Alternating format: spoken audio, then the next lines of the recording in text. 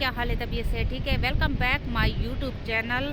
जट दी कुड़ी दा वेलकम थी गया ते उम्मीद करनी है मेरे सारे भेणी भिरा ठीक हो सन। अल्लाह पाक उनको खुश रखे, आबाद रखे, शादो आबाद रखे, आमीन। ते हमेशा हंसदा मुस्कुरांदा रखे, आमीन सुम आमीन। ते अज दी करनी है मजेदार वीडियो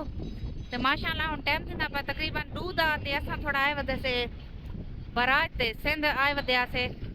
ते अज मैं बालें को आखिर मैं जरी बाहरों निकल गिलो कहीं घुमाओ फिराओ साको ते छुआर जरा ना आज साको बेड़ी ते चान पिछो वदे हो सन काट तो निकेनिया और किले गए ना ओ वदी बेड़ी एरे दे पावे ए वदी बेड़ी ए वदी ते आए वदन सारे नाल छुआर ते असाई दे बेड़ ते आए से दरिया दे आथे च ते पिछो दे पावे पुल भी है ते 2 मिनट दी वीडियो दी उम्मीद करनी है सारे भेणी भरा हमारे सपोर्ट करे सन, सारी वीडियो को मुकम्मल वॉच करे सन। ते माशाअल्लाह बहुत ही मजा आया, असा इंजॉय की है।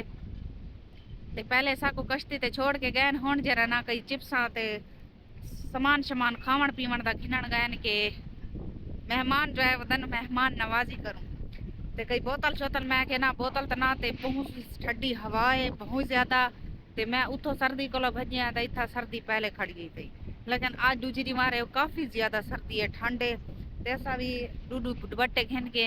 घरों बाहरों निकला ऐसे इंजॉय करने वास्ते।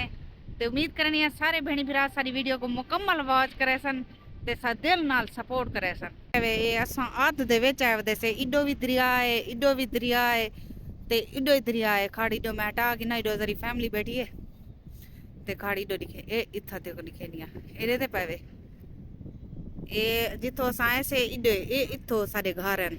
जिथो असा आए खड़े हैं दे पावे पर ग्रेडे पी आई डो खंबे शंबे पे थाओ आए खड़े हैं असा ते उतो साको कश्ती वाले चाहते ते थान साडे